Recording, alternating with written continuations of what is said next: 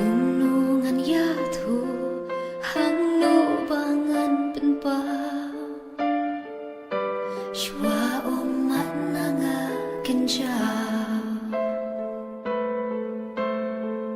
Ban klet rungam la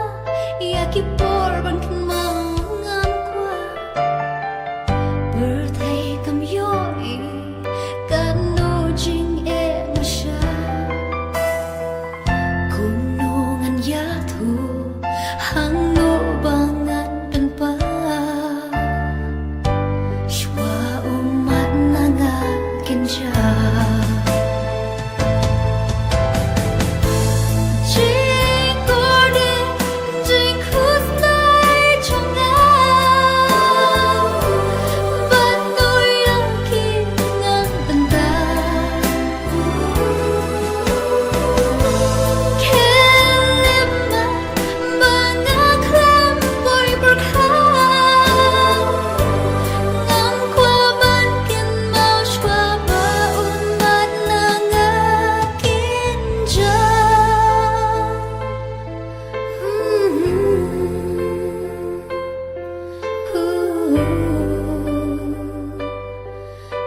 Kan mau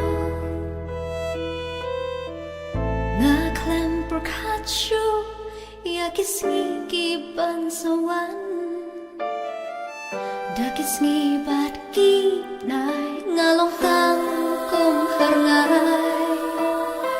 shanu shuki tu